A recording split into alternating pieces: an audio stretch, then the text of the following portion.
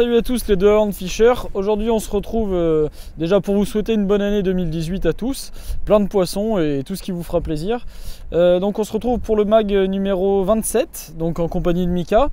N'oubliez pas, catalogue 2018, donc pensez à aller le chercher chez vos détaillants préférés. Demandez-le, il est gratuit. Demandez même des stickers pour mettre sur vos bateaux, sur vos embarcations, ils vous le donneront, il n'y a pas de souci. Donc dans ce catalogue, qu'est-ce que tu as vu de beau, Mika, cette année?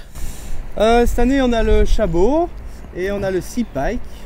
J'ai eu l'occasion de tester le chabot en Bretagne sur la pêche du bar du bord de la côte. C'est avéré redoutable. On a pêché beaucoup de poissons. Et on a sorti le sea pike qui va nous permettre ici en Corse de pêcher le barracuda. Et pour chez moi en Bretagne, je pense pêcher le brochet avec pour les faire sortir des herbiers dans très peu d'eau. Voilà, et également pas mal de nouveaux coloris cette année, notamment sur les coloris brochés, donc que ce soit sur le Chat GT ou sur le Sandra, hein, les incontournables de la marque. D'ailleurs on va retrouver Christopher et Julien, nos Alsaciens, qui nous ont préparé un petit article là-dessus. Donc voilà, je vous laisse avec eux.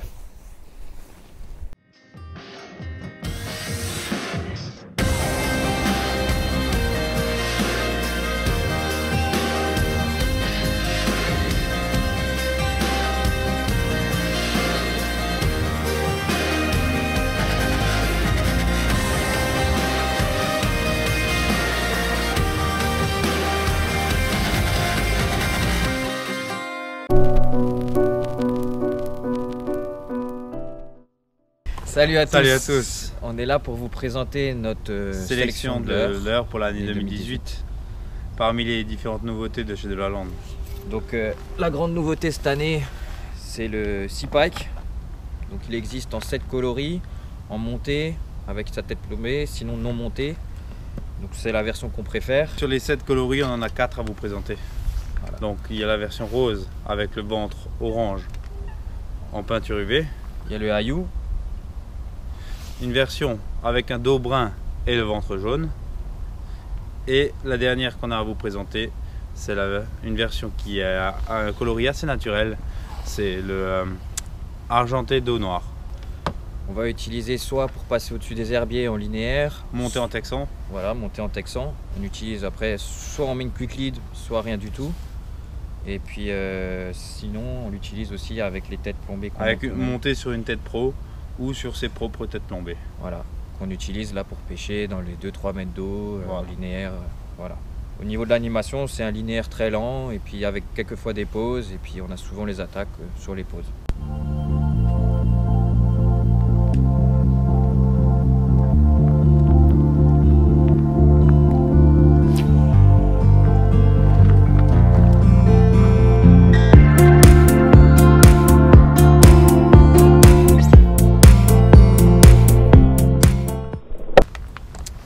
N'est plus à présenter mais qui est sorti sous de nouveaux coloris, c'est le DJ Line. Cette année il a été sorti en 2 coloris, enfin il y a 2 nouveaux coloris.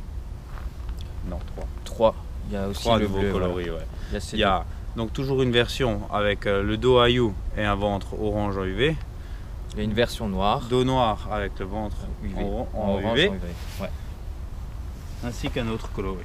L'autre coloris bleu.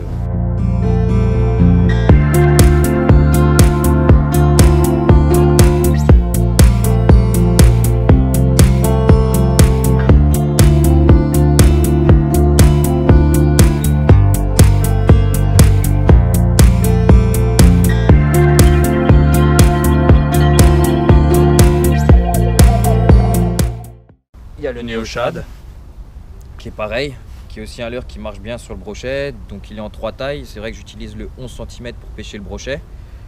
Qui a aussi un nouveau coloris, c'est le Ayou pailleté un peu transparent cette année.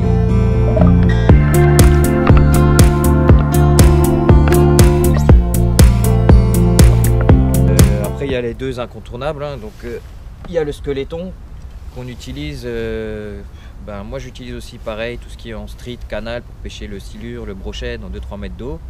Mais j'utilise aussi, on utilise les grandes versions, les 18 cm pour quand on pêche en bateau, des lacs comme le Léman, ou voilà, ou d'autres lacs. Donc le squeletton, il y a aussi 2 nouveaux coloris. Il y a la couleur, on a une petite visite. Il y a Et- le... Et attention. Putain, on commence à chaque fois à se faire un fou rire. Ouais, bon, on a été un peu dérangé, donc c'est vrai que je discutais, on parlait du squeletton, qui donc c'est un leurre. Moi j'utilise la version 11 cm que j'utilise beaucoup du bord ou en canal, donc en linéaire, ou enfin voilà, que j'utilise avec une tête pro. Il y a deux nouveaux coloris. Il y a le coloris bleu. Bon là, il me reste celui-là. Vous voyez, il a déjà pris cher. Il s'est pas mal fait croquer. Donc il y a bleu avec le ventre jaune. Et sinon il y a le haillou transparent. Donc après on utilise aussi la version 18 cm qu'on utilise beaucoup quand on va pêcher notre pêche, celle qu'on pratique le plus en bateau. La pêche en bateau. Voilà, dans les profondeurs de 5 mètres, même plus. Ils sont un peu partout, quoi. C'est un leurre très polyvalent, il marche très bien sur les silures aussi, il marche très bien sur le brochet, donc c'est un leurre qu'on a toujours dans notre boîte.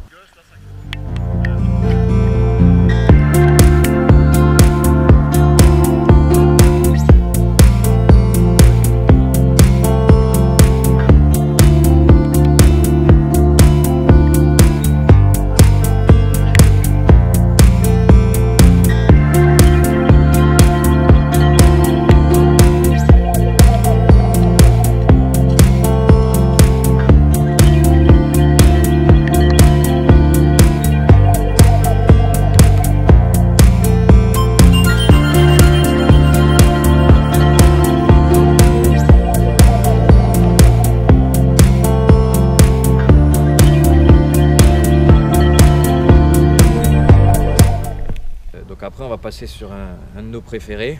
Où il y a... Un incontournable, le Chat GT, qui lui aussi cette année est sorti dans des nouveaux coloris. Un des coloris qui se démarque, c'est le coloris, le dos haillou avec le ventre orange UV. On voit que celui-là, malgré qu'il a fait seulement quelques sorties, il est déjà dans un état. Sur ce nouveau coloris, il y a un effet une impression d'écaille dessus qui a été fait avec de la peinture. Donc on voit bien. Dans le même genre, il y a ce coloris. Donc le dos noir, pareil, avec des écailles dorées, des reflets dorés, avec un fond blanc nacré, un ventre orange. Voilà. Ça c'est vraiment le leurre qu'on utilise pour le brochet, et le silure, quand on pêche en grand lac ou autre, ou même du bord. Donc on utilise essentiellement, c'est vrai que le 18 cm, c'est la version plus polyvalent. C'est le plus polyvalent.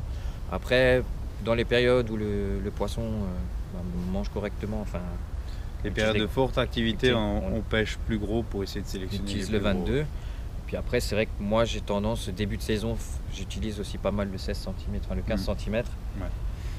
Parmi les autres nouveautés niveau coloris, il y a la couleur parotte, donc corps jaune, dos bleu, avec un liseré orange de peinture UV.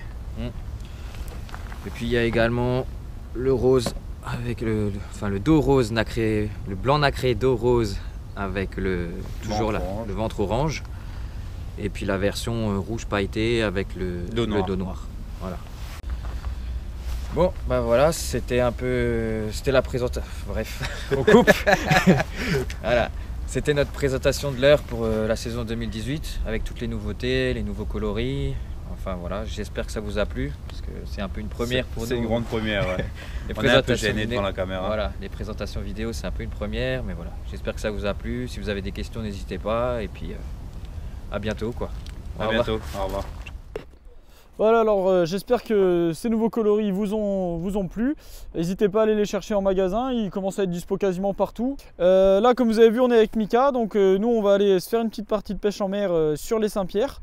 Donc on va vous montrer les montages, les astuces, les animations. Et voilà, de quoi arriver à traquer ce joli petit poisson qu'on trouve un peu partout sur les côtes en France, que ce soit en Bretagne, en Méditerranée ou autre. Allez, à tout à l'heure.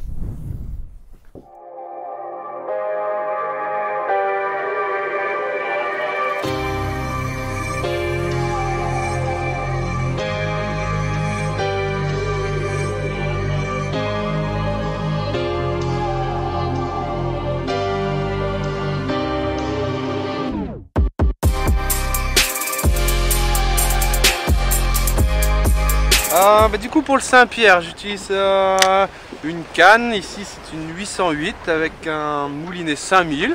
J'utilise plutôt des leurres type shad comme le DJ Line, le SWAT. Il peut également prendre du slug shad type fire reel. Le principal est d'évoluer souvent vers le fond et assez lentement. Le Saint-Pierre est assez simple, on balance, on laisse tomber au fond. Une fois au fond, on décolle le leurre du fond. Une animation très lente, c'est un petit linéaire au-dessus du fond. Pas besoin de faire de traction. On peut laisser la canne et le leurre évoluer assez loin derrière le bateau. Et le Saint-Pierre va prendre tout seul le leurre. On laisse dériver, le Saint-Pierre nage très doucement et ne peut pas se déplacer très vite. Il faut animer son leurre très lentement, c'est une pêche assez lente. On peut les repérer au sondeur assez facilement, ça fait des points assez distincts sur le sondeur. On repère la profondeur et puis après il faut essayer de pêcher dans cette profondeur.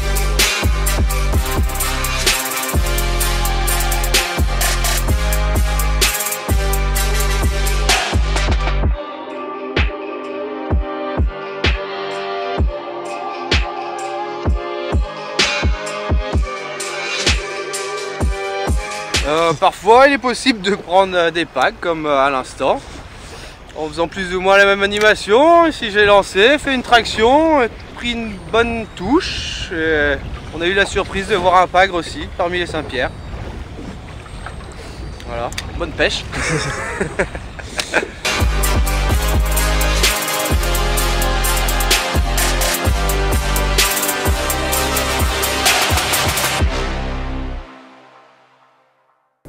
Alors voilà les amis, j'espère que ce petit reportage vous aura donné envie d'aller taquiner quelques Saint-Pierre. On repasse maintenant sur l'eau douce avec Florian qui nous donne ses petits trucs et astuces sur une technique quand même assez connue mais toujours aussi incontournable, le drop shot. Allez, à tout à l'heure.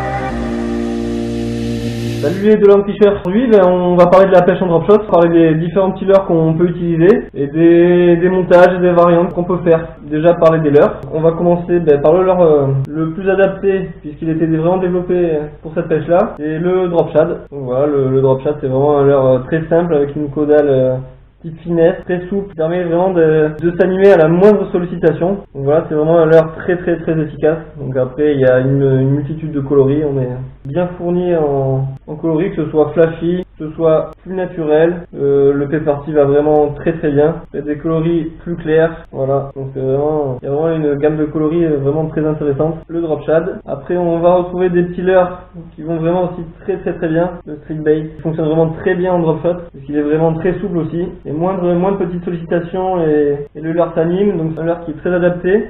On va retrouver le globulus. Donc le globulus c'est pareil, c'est un leurre qui est lancé, donc qui permet vraiment de s'animer très facilement. Après on va retrouver tout ce qui est leurre type shad, de la gamme Macadam Fish, le petit squeletton en 5.5, le Baby Buster, d'ailleurs nouveau coloris 2018, transparent pailleté d'Ohio, donc celui-là je pense qu'il va faire vraiment très mal cette année. Après on peut retrouver des leurres un petit peu plus gros, montés sur des hameçons droits, ça permet d'avoir une bouchée plus importante. Donc le glider, c'est le leurre finesse de la gamme, il fonctionne vraiment très bien aussi si on veut un leurre plus conséquent sur une plus grosse bouchée. On a un leurre très simple qui est souvent oublié mais qui est très efficace, c'est le ver de terre. C'est une simple imitation de ver de terre, on peut avoir de très bons résultats. La coloris noir est vraiment très efficace. Leurre que j'apprécie énormément, qui est vraiment une très bonne alternative de tout ce qui est leurre de forme de type poisson. Voilà, c'est vraiment un de mes favoris personnellement, c'est le scarabait. Voilà.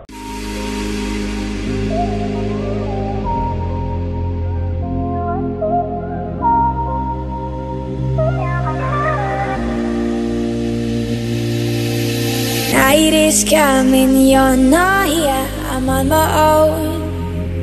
Hey, before I go, you know I say, whoa, all my dream is getting real, but not with you. Hey, it's all for you, you know I say.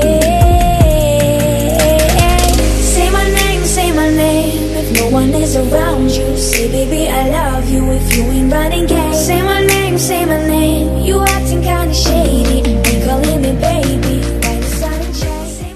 Bon, ben, je vais vous montrer un petit montage. Il y a plusieurs façons de faire, donc il y a plusieurs façons de faire les nœuds. Je vais vous montrer la mienne, celle que j'utilise. Je pense que c'est une façon assez simple et assez fiable. On prend notre petit hameçon en drop shot. Moi j'utilise un badling en fluoro, 25 centièmes. Donc c'est relativement discret et ça permet d'extraire la plupart des poissons qu'on viendra faire en drop shot. Donc après on peut utiliser toujours plus gros. Si jamais il y a une population importante de brochets, c'est justifié, ça évite d'avoir des coupes en permanence. Et bon voilà, 25 centièmes ça permet d'être assez discret et d'avoir une ligne assez résistante. Le petit hameçon drop shot. Donc je vais venir passer avec mon badling dans le lié par le haut. Voilà.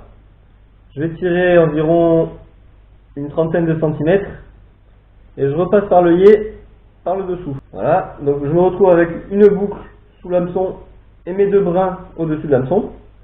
Donc avec la boucle qui est faite sous l'hameçon, je vais venir faire entourer mes deux brins. Hop, et là donc je fais une nouvelle boucle dans laquelle je vais passer mon câble, mon fluoro. Hop, je tire, voilà. Et là, je passe à l'intérieur maintenant mon hameçon. En fait, voilà, j'ai fait deux boucles dans laquelle j'ai passé mon hameçon. Là, je serre doucement. Voilà. Donc là, on se débrouille pour que le fil soit serré le plus proche possible de l'œillet. Hop, j'attrape les deux brins. Donc, je me retrouve avec un brin au-dessus et un brin en dessous de l'hameçon. Je tire et voilà, je me retrouve avec mon hameçon bien droit et monté sur le badling. Voilà, donc la partie du haut au-dessus de l'hameçon sera raccordée à la tresse si vous avez un corps de ligne en tresse ou au fluoro si vous pêchez en fluoro ou en nylon. Et sur la partie inférieure, on pourra venir monter environ, on va dire une trentaine de centimètres en dessous, un second hameçon, et encore en dessous de cet hameçon là, on va y clipser notre plomb. Donc bien sûr, voilà, vous pouvez pêcher avec un seul hameçon. Et donc, je vais venir clipser mon plomb. Donc pour clipser le plomb, voilà, très simple. On passe le fil dans l'œillet du plomb et on tire, tout simplement. Voilà, juste une petite tension et le plomb est monté. Voilà, comme vous avez vu, moi je monte en premier lieu mon hameçon sans le leurre. Ça me permet vraiment que tout soit accessible et vu qu'on fait une boucle dans laquelle on va passer l'hameçon, ça permet que ce soit beaucoup plus simple sans le leurre qu'avec le leurre. Donc voilà, une fois que mon hameçon est bien monté, je vais venir enfiler mon leurre sur celui-ci. Donc je vais utiliser un petit drop shad, simple. Voilà, donc je le tiens dos en fait à l'hameçon et voilà, on va venir l'enfiler tout simplement. On va essayer de le piquer sur un gros centimètre, de le faire ressortir bien au milieu. Et voilà, là on se retrouve avec le leurre monté sur le badling. Bon voilà, je vous ai présenté rapidement les petits montages pour le drop shot. Donc voilà, c'est vraiment quelque chose de très simple techniquement. Grammage adapté bien sûr à la zone pêchée, c'est-à-dire à la profondeur, au courant. Plus il y a du courant, plus il y a de la profondeur, plus on va plomber. C'est une pêche qui est vraiment de saison, c'est une pêche hivernale parce qu'il n'y a pas d'activité, n'hésitez pas à changer de poste assez rapidement. Ça permet voilà, de prospecter des zones et voilà, de trouver le poisson le plus vite possible. Donc, on va se retrouver sur l'eau et au bord de l'eau avec ces petits leurres là et puis on va essayer de faire du poisson. Allez, c'est parti!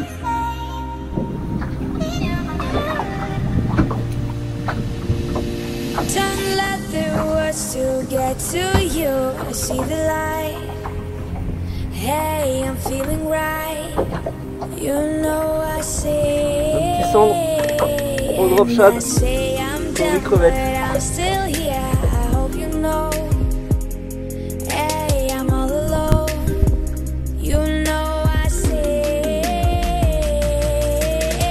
Say my name. If no one is around you, say baby I love you. If you ain't running game, say my name. say my name. You acting kinda shady, ain't calling me baby. Why the sudden change?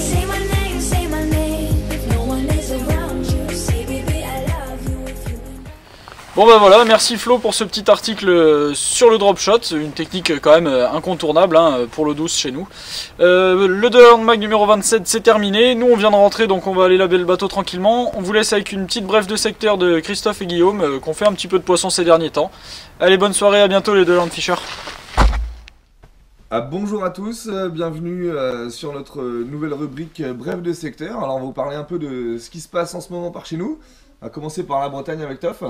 Donc bonjour à tous, donc nous ces temps-ci on pêche surtout le calamar en Bretagne de nuit car les conditions météo sont pas favorables à la pêche et aussi il y a la reproduction du bar qu'on laisse tranquille jusqu'à avril-mai. Ah bah nous, de l'autre côté en Allemagne, les conditions c'est pas terrible non plus.